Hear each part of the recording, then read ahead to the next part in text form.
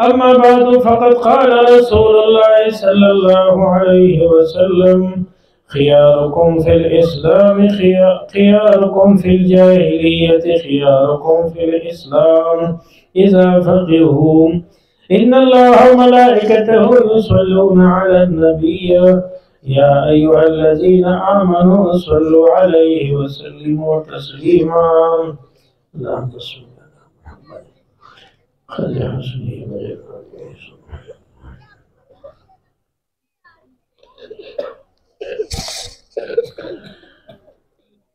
دا رسول الله صلی الله علیه وسلم د تشریف آورین مخی چې زمانه د جاهلیت وا نو په هغه کې اوچتوالی په هغه کې سیادت او مشری د قوم په هغه کې عزت او د قرنګ په هغه کې لوی مرتبه هغه په نسب باندې وا کم چې په قوی نسب کې ابدا قوم هغه سردارو کم چې په مال برابرو ابدا قوم سردارو او چې کم به قوم کمزوري وو نو اسم ایوی د خوار مولا په بانسو کلمم نه وی نو هغه زمانه کې مغویا کې غریب او بیوسا بی قوم سړی هغه چپاو.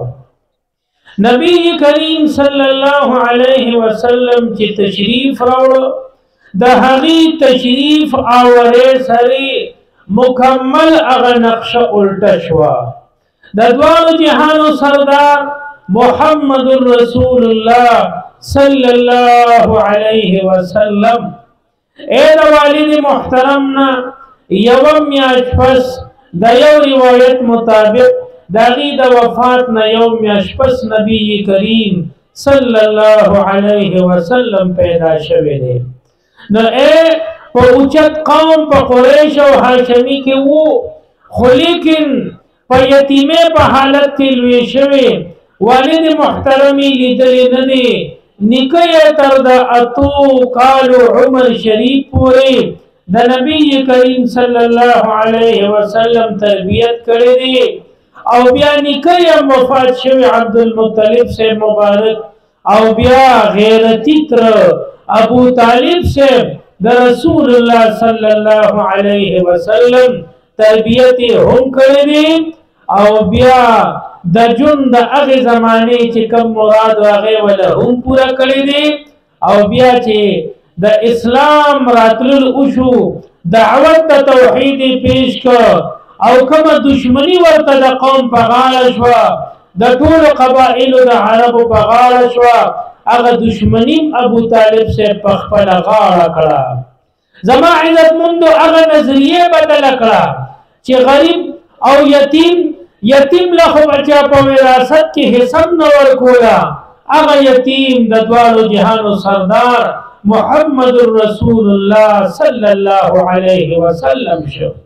نبی کریم صلی الله علیه وسلم فرمائی خیارکم فی الجاہلیت خیارکم فی الاسلام اذا فقهوا. د جاہلیت د دور د کفر د دور عزت من سره په اسلام کې به ال عزت مندي اذا فقهوا چې الله ورته د قرآن او د سنت هغه علم ور نصیب کی. نو د قرآن او د سنت علم دا په اسلام کې فوقیت او اوچتوالی دی. د قرآن او د سنت علم دا په اسلام کې عزت دی. د قرآن او د سنت علم دا د مؤمن یو عظیم هتیار دی. د قرآن او د سنت علم دا د مؤمن د جون نقشه ده. د قرآن او د سنت علم دا د الله د رضا ذریعه ده. قرآن او سنت علم چې سینه کې پروت دی الله ته به دې نږدې کېږي. څومره چې علم سوا وي اقن قرب الی الله الله ته نزدېکت پسې واوي اقن به مرتبه اوچته وي. ټول مؤمنان هر مانځه کې په هر رکعت کې دغه دعا غواړي اهدنا الصراط المستقیم. الله د قرآن په لاره باندې روان پاتې کا د قرآن په لاره باندې ثابت پاتې کا. دا د هر مؤمن په دهن او په خولې دا دعا ده. صراط الذین انعمت علیهم د قرآن دا لار دا د عزت لار ده. د قرآن دا لار دا د شرف او الله ته د نزدېکت لار ده. د قرآن دا لار دا د هغې خلکو خو خلکو لار ده چې الله پې انعام کړی دی. هغه انبیاء کرام علیهم السلام دي، هغه صدیقین چې عمر بری رښتیاو کې تیر شوي وینا کې، هغه شهدا دي، هغه صلحا دي، هغه مؤمنان دي. نو زما عزتمندو هر مؤمن د قرآن د علم دا لار د خپل رب نه په هر رکعت کې غواړي. باقي د دې لارې نه منحرف خلک چې د قرآن او د سنت د علم نه سینه پاکوي، د قرآن او د سنت د عشق نه سینه پاکوي، قرآن او سنت باندې د ایمان نه سینه پاکوي چې هغې ته کافر وي، هغې ته مشرک وي، هغې ته ملحد وي، هغې ته دهري وي. زما عزتمندو د دغې خلکو نه پناه هر مؤمن په هر رکعت کې غواړي، په هر مانځه کې غواړي. غیر المغضوب علیهم ولا الضالین. اے الله د دغې کافرو د دغې بدراهه خلکو د لارې نه مونږ وساته. نو قرآن د نیکانو د مؤمنانو د نبی محترم صلی الله علیه وسلم د اولیاء الله د علماء کرامو د قاریانو د حفاظو او د ساده مسلمانانو لار ده. او قرآن تشاکول قرآن باندې ایمان نرول دا د کفر لار ده. دا مغضوب علیهم خلق دي، دا ظالین لار باندې خطا شوی خلق دي. نو زما عزتمندو قرآن حکیم دا د شرف او د عزت معیار شو. نو ځکه نبی کریم صلی الله علیه وسلم فرمایي خیارکم فی الاسلام خیارکم فی الجاهلیت خیارکم فی الاسلام اذا فقهوا. د جاهلیت دور تیر شو، اوس د مسلمانانو د قرآن دور راغی، د سنت دور راغی، د شریعت محمدی صلی الله علیه وسلم دور راغی. په دې کې عزت او کمال هغه په علم دی. زما عزتمندو په ټول مخلوق کې د ټولو نه زیات علم هغه محمد رسول الله صلی الله علیه وسلم سره. نو سید الخلق شو، د ټول مخلوق سردار شو. بیا په ټولو انسانانو کې د ټولو نه زیات علم هغه محمد رسول الله صلی الله علیه وسلم سره. ناغه سید البشر هغه د ټول انسانیت سردار شو. بیا په ټول انبیاء کرام علیهم السلام کې د ټولو نه زیات علم هغه رسول الله صلی الله علیه وسلم سره شو. نو زما عزتمندو سید المرسلین هغه د ټول انبیاء کرامو علیهم السلام هغه سردار شو.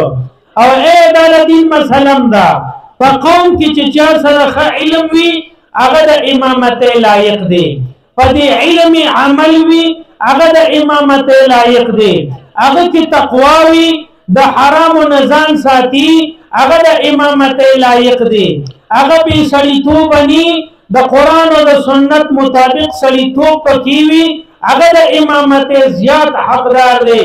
ورنه هر مؤمن چې کلمه د حق لا اله الا الله محمد رسول الله ویلی دا منځ ورځي د منځ طریقه ورځي هغه امامت کولی شي. خو دا امام چې مخکې په مصلی ولاړ دی دا د قرآن او د سنت حامل دی، قاری دی، حافظ دی، عالم دی.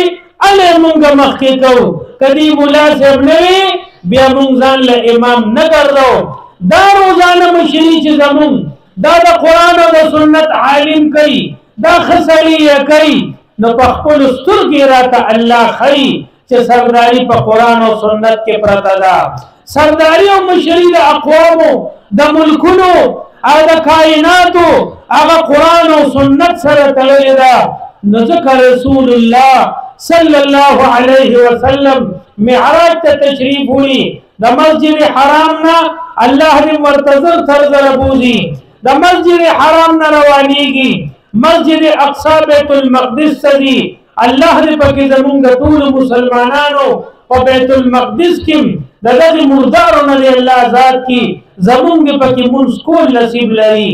نو زما عزتمندو هلته ټول انبیاء کرام علیهم الصلاة والسلام هغه د نبی کریم صلی الله علیه وسلم استقبال کړي او نبی کریم صلی الله علیه وسلم مخکې کېږي. امامت ټول انبیاء کرامو علیهم الصلاة والسلام نه ورکوي. دغه امامت ولې ورکوي؟ څنګه چې زمونږ د دین مسله ده چې چا سره علم ډېري ابل امامي دقسې رسول الله صلی الله علیه وسلم سره په ټولو انبیاء کرامو کې د ټولو نه زیات علمو. نو ځکه الله امام الانبیاء د انبیاء کرامو علیهم الصلاة والسلام امام محمد رسول الله صلی الله علیه وسلم مقرر کړ. نو دا سرداری دا د قرآن او د سنت په علم دا. مولانا زبیر صاحب ستاسو چې کوم د دې مدرسې متولی او محتمم صاحب دی ستاسو مشر دی بچي ستاسو ورسره قرآن حکیم نه سبقونه وایي په ناظره باندې په حفظ باندې د هغې په دارالعلوم حاجي صاحب ترنګزی کې رحمه الله هغې کې دستر باندې تېره ورځ شوه. دا د قرآن او د سنت د علم اعزاز دا د عزت پګړې الله دې مولانا صاحب ته ورپسر کړه. نو زما عزتمندو دا عزت دی دا الله ته نزدېکت دی دا د الله رضا ده او دا د رسول الله صلی الله علیه وسلم سره عشق دی. د هر مؤمن په سینه کې سنه قرآن حکیم او د سنت رسول الله صلی الله علیه وسلم علم پروت دی. د نبی علیہ السلام احادیث مبارکو قرآن حکیم بیان قرآن حکیم بیان کړي پوره کړي سنت رسول الله صلی الله علیه وسلم د چاره ده د غسل طریقه دا هر مؤمن لورځي. ډېر کم بدبخته وي چې نه به ورځي. دا د قرآن او د سنت علم دی دا طریقه ده چې مؤمن شړپارې ته خېجوي. زما عزتمندو پنځ وخته منځونه دا فرض دي طریقه یې زده کول دا فرض دي کول یې فرض دي د بچو ته ښودل د مور پلار فرض دي. دا علم د قرآن او د سنت دی دا د مؤمن سینه کې پروت دی د مؤمن په بدن په عمل کې دی. د قرآن عقیده د ختم النبوه چې انا خاتم النبیین ولا نبی بعدی د ټولو انبیاء کرامو په اخر کې محمد رسول الله صلی الله علیه وسلم تشریف راوړی مهر لګید تمام ته وحی هغه نظام هغه ورسید اليوم اکملت لکم دینکم اے تاسو لپاره می دین نن تمام کو پورا می کو د نوک د زره می هیڅ عمره دا نوک لګ ضایع کا د دغه هیڅ عمره ذره برم په دین محمدی صلی الله علیه وسلم کی کمی نشتا. الله هغه کمی پورا کو. دا د مسلمانانو عقیده ده. زمون قرآن کامل دی زمون احادیث مبارکه پورا دي زمون شریعت کې ذره بر د زیاتی گنجائش نشتا کمی پکې ذره بر نشتا. دا علم چا ښودلی دی مونږ ته؟ دا قرآن اليوم اکملت لکم دینکم دین تمام شو. دا د مسلمان سینه کې دا عقیده پرته ده دا د قرآن علم شو. دغه رنګې وما آتاکم الرسول فخذوه وما نهاکم عنه فانتهوا. اے رسول علیه السلام چې کوم تاسو ته د کار امر وکړي هغه کوئ کوم نم چې منع کړي هغه تاسو منع کوئ. موږ وایو دا حلال دی او دا حرام دی دا ګناه ده او دا نیک عملي ده دا ښه کار دی او دا بد کار دی. دا موږ ته چا ښوولی قرآن حکیم دا محمد رسول الله صلی الله علیه وسلم چې اے روټې په خولې باندې دننه کوي خېټې ته بوځي. نو زما عزتمندو ابه په دې پوهېږي چې دا حلال دی او دا حرام دا ګناه ده او دا ښه کار دی. دا علم چا په سینه کې پروت دی؟ دا د مؤمن په سینه کې پروت دی. او کافر خو سره نه ویلي چې په کومې وتښتېد څه یې وکړل څه یې وخوړل څه یې د خولې نه راوویستل کم کردار یې اختیار کړ کم اخلاق یې اختیار کړو کم عادت یې د ځان جوړ کړ. او د فارسیوانانو خبره وینان بخور ټربیدن چې بس روټۍ خورو لیټرین ته ځان رسوه دا د کافر هغه شان دی د قرآن د علم نه خالي سینه د قرآن د عشق نه د کافر سینه خالي د رسول الله صلی الله علیه وسلم د عشق نه سینه خالي د هغې د مبارکو سنتو د علومو د هغې نه سینه خالي د سنت طریقو نه ژوند او زندگی خالي بدن خالي زما عزتمند بی مبارک ویلي چې په کومې لار او مؤمن خو کل جمل الانفي دا پیزواني اخلي پیزوان او پړې پکې د قرآن او د سنت هغه پروت دی قرآن او سنت چې ورته وایي کوا وي ښځي قرآن او سنت چې ورته وایي نه کړ وي ښځي دا علم د مؤمن د هر مؤمن په سینه کې څه نه څه پروت دی نو هر مؤمن د الله خوښ دی خو چې څومره علم سوا کېږي خوښي د الله هم سوا کېږي څومره علم سوا کېږي الله ته نزدېکت سوا کېږي څومره بیا علم سره تقوا وي څومره علم باندې بیا عمل وي څومره د دین خدمات زیاتېږي څومره د قرآن او د سنت پیغام رسول هغه زیاتېږي اقنه د مؤمن درجه د الله په دربار کې اوچتېږي نو د الله په دربار کې د عزت د الله په دربار کې د نزدېکت هغه طریقه او هغه لاره هر مؤمن په هر رکعت کې غواړي اهدنا الصراط المستقیم چې همدا قرآن دی ځکه خو مؤمن دا خپل بچي له غوږه نیسي د مټې نیسي په شی راولي وحي راولي او په خوشحالۍ یې راولي مدرسه کې داخلي چې قرآن حکیم زده کړي چې الله یې عزت نصیب کړي قرآن حکیم سینه کې محفوظ کړي یا ټول او یا صورتونه چې الله یې زندگی د عزت کړي قرآن حکیم علم حاصل کړي مور پلار مدارسو ته وقف کړي مولانا زبیر صاحب د دې مرګوي دا موږ ټول چې څومره تاسو یې تاسو ټول المور پلار باندې د خپل وس مطابق خواري کړې ده کو نور اسني دا چې نن ناز دا درته مور پلار ښودلی دي چې بچو جمعات ته مدرسه ده مولا دی قرآن دی قاری دی حافظ دی دا ټول ته موږ ته مور پلار ښودلی دي خو د چا ښودنه ډېره ده او د چا ښودنه کمه ده الله دې دا ټول په خپل در کې قبول کړي مؤمن په څومره جذبه قرآن ته ناست دی مؤمن دا بچي په هیڅ نه پیږي نه د دنیا او نه د آخرت په هیڅ ماشوم نه پیږي دا بلوچستانیان د ماشومانو ته حیوان وایي پریشا حیواني په هیڅ نه پیږي خو لیکن د قرآن په عشق پیږي د قرآن د زده کړې په پابندۍ پیږي د قرآن مینه یې الله زړه کې کېښودې ده د هیڅ نه دی نه د دنیا نه د دین خو بیا هم راځي او قرآن زده کوي پابندۍ سره دا د قرآن یو شان دی دا د قرآن یو عزت دی چې الله د مؤمن په دې سینه او په دې بدن کې ښودلی اسه چې مې وویل الله دې په عمل توفیق راکړي وصلی الله علی النبي الامي